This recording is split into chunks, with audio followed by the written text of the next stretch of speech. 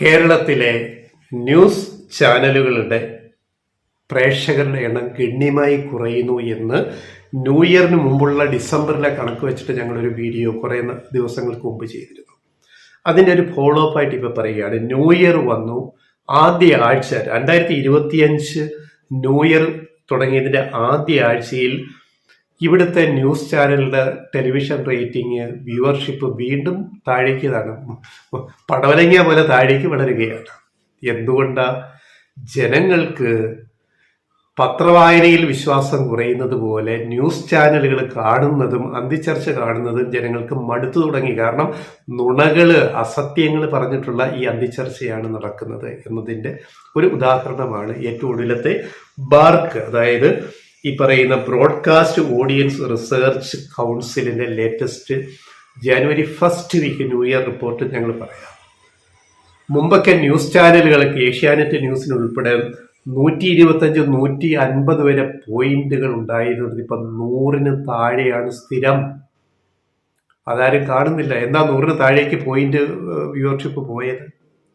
80, 85, 60, 65, 40, 45, 30, 35 ഇത് മൂക്കൂത്തിപ്പോയത് എന്തുകൊണ്ടാണ്? ജനങ്ങൾക്ക്, പ്രേക്ഷകർക്ക് നിങ്ങളുള്ള വിശ്വാസം കുറയുന്നു.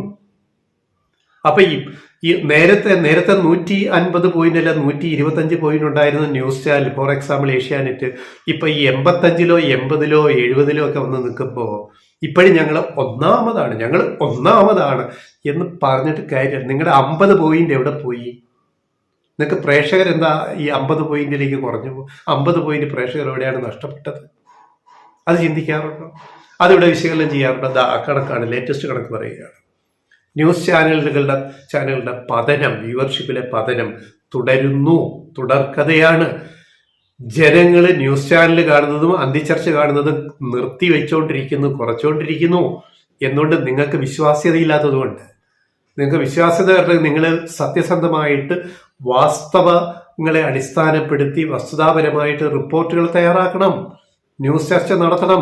ഇല്ലെങ്കിൽ ഇപ്പൊ മുമ്പ് 150, 125 കിടന്ന് ഇപ്പൊ 80, 75 ആയത് നാളെ നിങ്ങൾ 50-ലും താഴേക്ക് പോകുന്ന മുന്നറിയിപ്പാണ് ഈ തരുന്നത്. ഏഷ്യാനെറ്റ് ഉൾപ്പെടെ 1-ാം സ്ഥാനം എന്ന് പറഞ്ഞിട്ട് നിഗളിച്ചിട്ട് കാര്യമില്ല. നിങ്ങൾ 1-ാം സ്ഥാനത്ത് 150 പോയിന്റ് കിടന്നിട്ട് ഇപ്പൊ നിങ്ങൾ 1-ാം സ്ഥാനത്ത് ഒരു 75, 80 പോയിന്റ് കിടക്കുന്നത് എന്തുകൊണ്ടാണ്? 85-ൽ കിടക്കുന്നത് എന്തുകൊണ്ടാണ്? നിങ്ങൾ നാളെ 50-ലും താഴേക്ക് പോകും, നിങ്ങളുടെ കൂടെ ഉള്ളവരും. ഇതാണ് പാഠം പഠിക്കണം എന്ന് പറയുന്നത്. ലേറ്റസ്റ്റ് കണക്ക് പറയാം. ന്യൂ ഇയർ 1 വീക്ക് 2025 1 വീക്ക് 1-ാം സ്ഥാനത്ത് ഏഷ്യാനെറ്റ് ആണ്. പക്ഷെ എത്ര പോയിന്റ് പോയി കയ്യിൽ നിന്ന്, കീശയെന്ന് പോയി? എത്ര പണം കീശയെന്ന് പോയി എന്ന് ചോദിക്കുന്നവരാണ്. 120, 150 ഒക്കെ കിടന്നിടത്ത് നിന്ന് ഏഷ്യാനെറ്റിന്റെ ഇപ്പോഴത്തെ 1-ാം സ്ഥാനക്കാരുടെ തന്നെ ഇപ്പോഴത്തെ അവസ്ഥ എത്ര നോക്കുക? വെറും 87.20, 87.20 പോയിന്റ്, 87.20 പോയിന്റ് 1-ാം സ്ഥാനത്ത് നിൽക്കുന്ന ഏഷ്യാനെറ്റ്. 2-ാം സ്ഥാനത്ത് റിപ്പോർട്ടർ ടിവിയുടെ എന്താണ്?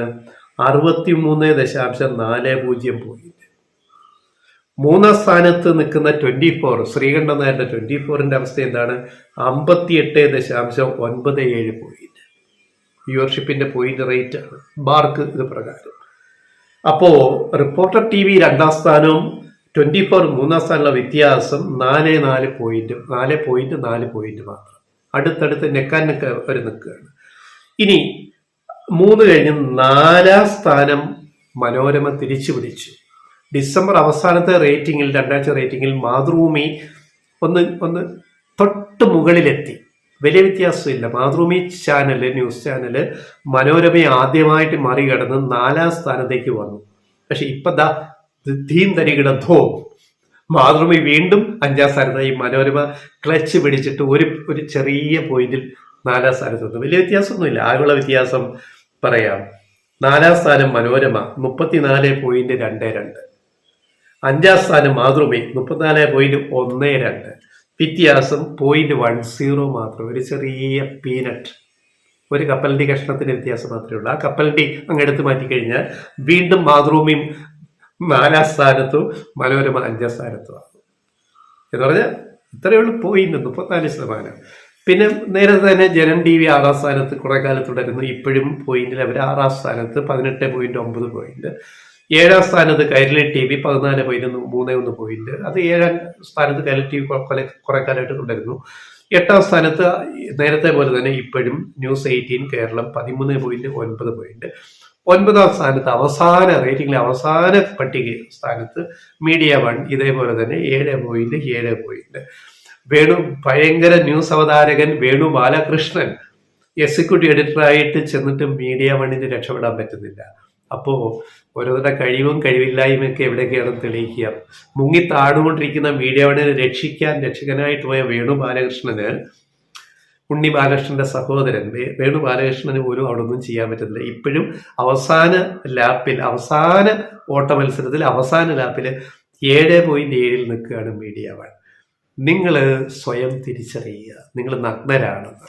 എന്തേ നിങ്ങളുടെ പ്രേക്ഷകർ കുറഞ്ഞു പോകുന്ന ന്യൂസ് ചാനലുകൾക്ക്?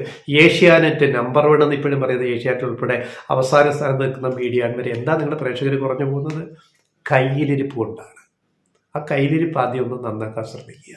എങ്കിൽ കുറച്ചുകൂടി ആൾക്കാർ നിങ്ങളുടെ വാർത്തകൾ, വിശകലനങ്ങൾ, അന്തിച്ചർച്ച എന്താണെന്ന് എല്ലാവർക്കും അറിയാമല്ലോ.